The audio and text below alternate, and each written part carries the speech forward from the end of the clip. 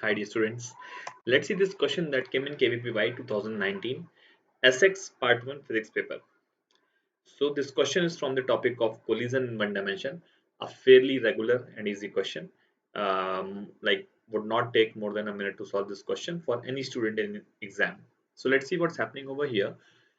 एक particle है जिसकी mass m है. Now it strikes a stationary particle of mass m by 2. Okay. The collision is perfectly elastic in one dimension. After the collision, the ratio of the velocities of m and m by 2 is x. Okay, that means अगर इसकी velocity को अपन v assume करें, so this velocity will be vx, क्योंकि m is to m by 2 की velocity v मतलब x है ratio. ठीक है, तो अगर इसकी velocity को अपन v बोलते हैं, so the velocity of m will be vx. Okay, so ये x की ही value we have to find, right? x की ही value we have to find.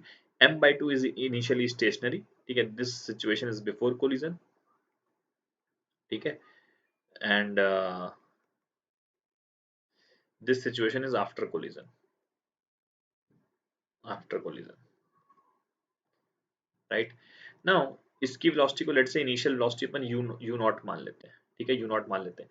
अच्छा, one more thing, we already know कि answer जो है x की value 1 से कम आएगी. ठीक है, डेफिनेटली ऑप्शन सी और डी में से कोई एक आंसर होने वाला है. ठीक है, it can not be A and B because जो m की वेलोसिटी होगी वो m by 2 से तो कम ही होगी. ठीक है, नहीं तो फिर से कोलिजन हो जाएगा. तो वैसा तो होता नहीं कि बॉल भिड़ी और फिर भिड़ती गई, ऐसा तो होता नहीं. हमने बॉल एक रिलीज करी और ये से एक बार भिड़ेगी. ठीक है, उसके बाद m by 2 की वेलोसिटी ज्यादा हो जाएगी. तो डेफिनेटली x का आंसर जो है सी और डी में से एक होगा. ए और B can not be the answer. ठीक है, now anyway if we do it in a regular manner, so what we are going to write, angular momentum, sorry, linear momentum conservation will give m u naught is the initial linear momentum of this ball.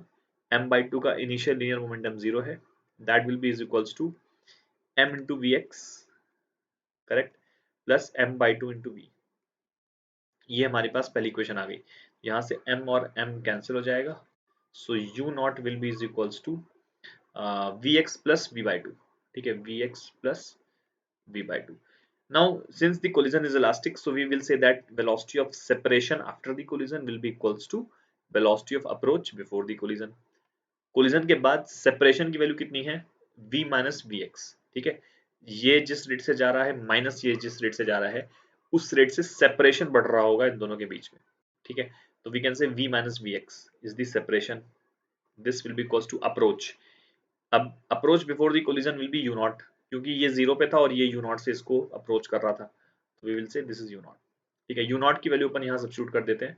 So this will be v minus v x is equals to v x plus v by 2. यहाँ से v cancel हो जाएगा, so this will be 1 minus x will be is equals to x plus half. So this gives us 2x की value आ गई हमारे पास half. That means x की value आ गई हमारे पास 1/4. So option D, my dear friends, will be the correct answer to this solution. So as you can see, it's a fairly regular question, and like if you write these two equations and solve it, so I think more than like 60 seconds will be more than enough to solve this question. That's it. Thank you.